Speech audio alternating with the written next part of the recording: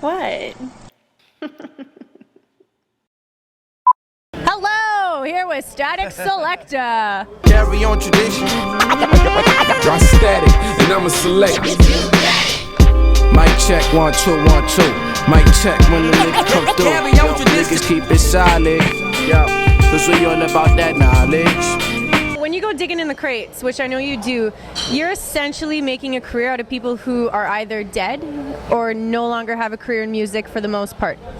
Does it ever humble you to pick up one of these records and just look at it like? All the time. Yeah. All the time. Lately, I've been clearing a lot of records, which I didn't always do, and it's crazy when like the Eminem record I just did. My name's next to James Brown. Like, my real name is next to his name, like in the publishing, which is crazy. Like, I used to read the credits on every album, and now like my name's next to James Brown because we did it legally and sampled the drums legally. It's just bugged out. Rest in peace. Let's dance. Right now I'm dealing with the first single for my album. We're clearing the record with Shaka Khan. I will love you anyway, even if you cannot stay. Nice. And like they're taking 90% of the record, but it's still worth it for me to do it because I love the song. I don't give a fuck, yeah. It's like motherfucking voodoo in here. Nowadays there's CDs with scratches embedded in it for people who want to produce and make beats, so you don't have to create them whack. anymore. That's corny.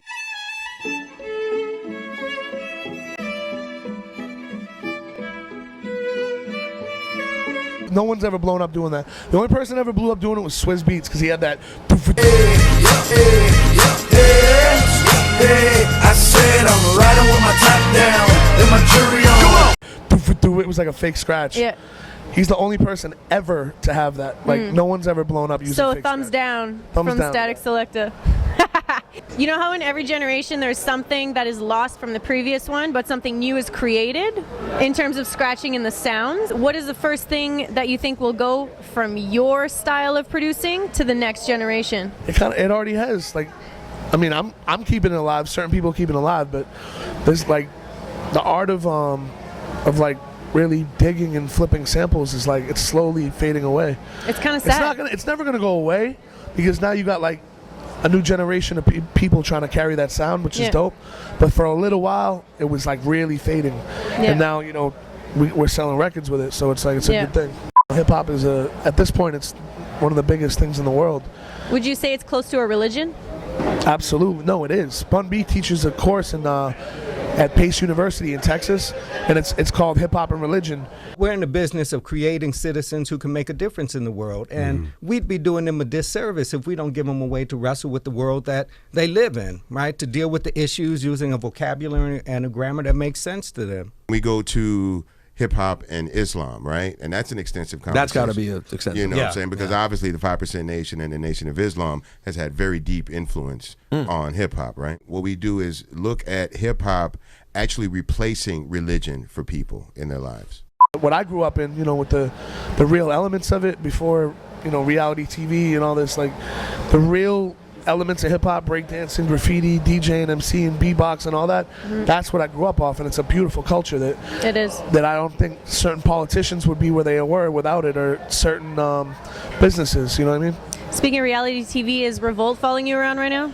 Yeah, we're doing a reality show about the album. About Lucky Number 7? Lucky 7. Basically following me through the process of it, and dealing with what I'm dealing with right now. A very tough pregnancy that I'm about to have a baby in August, and you know it's been a lot of hospital and. What's wrong with the baby? The baby's fine, but my girl is like really, she has a thing called hyperemesis gravidarum. Hyperemesis? It's called hyperemesis gravidarum. 2% of women get it, but it's like she basically like can't keep down water, no food, like she throws up 20 times a day. So like you don't feed the baby? No, you do though, because babies only need so little. Yeah. They're like, the baby's fine, thank God. But you know, she's thugging it out right now, but she only got 2 months left. What up? Breathe easy, homie. Where you at? To see a woman go through that just to carry a child, which is half of you, does it?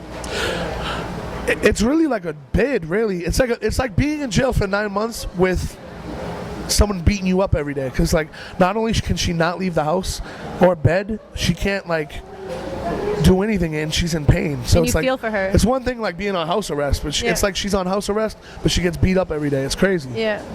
It really is like a bid. So do you think it's fair to say we're pregnant because you're going through with it? You're going. I mean, she's a blessing. Her family's amazing. They've been really holding it down. Like, because I'm always on the road. So Yeah. if it wasn't for them, I don't know what would have happened. You're the life of the party. You're always on the road. That's your life. Yep. Let's put emotions aside. How often are you drinking? Drinking? Yes. Bring in the drums. Yeah. Show off, I made that up. Show off, not the name, but the show off. Don't sleep on it. Come on. That's right. Doing our thing, y'all.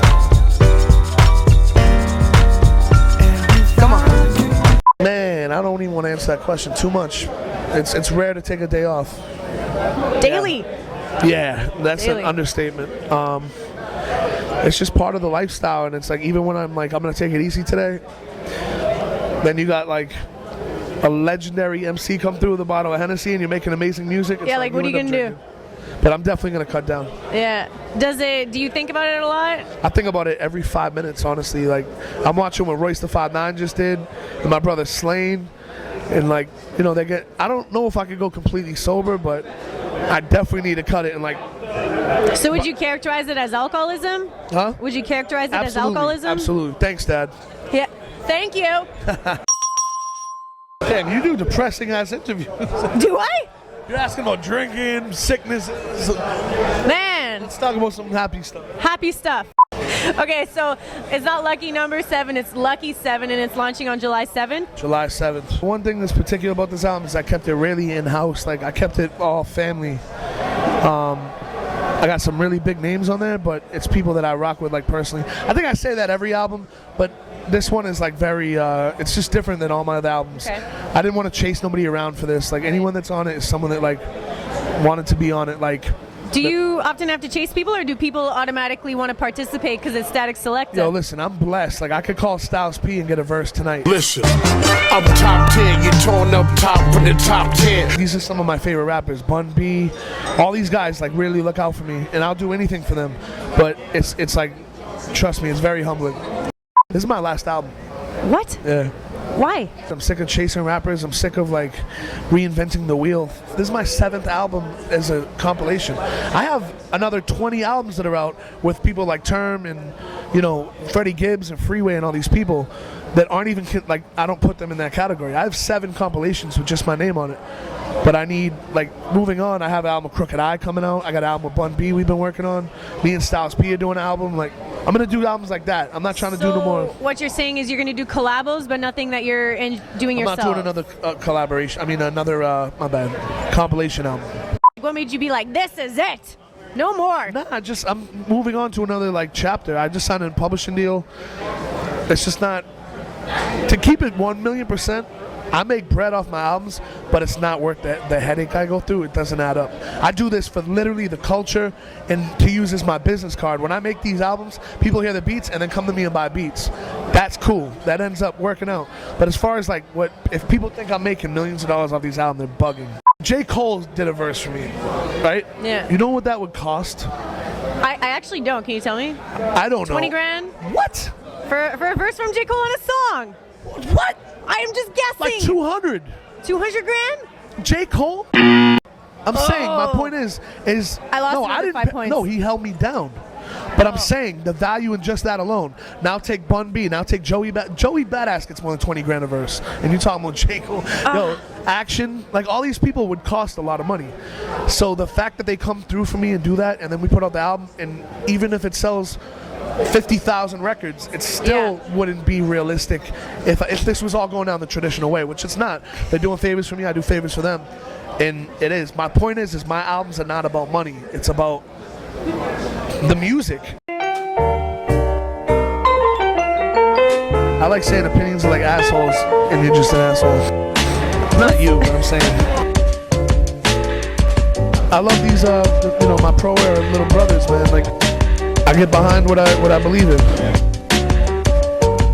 I can't write his rhymes. I can't you know, make them not do dumb shit. A lot of them are like either bums or like they didn't make the right moves. A drink, you'd have to buy me like A bottle? Bentley. Dude, I don't have that kind of flow. Come on. There was a lot of like people for a while trying to make like club records every other song, and it wasn't working. It kind of fucked up New York sound, but it's back.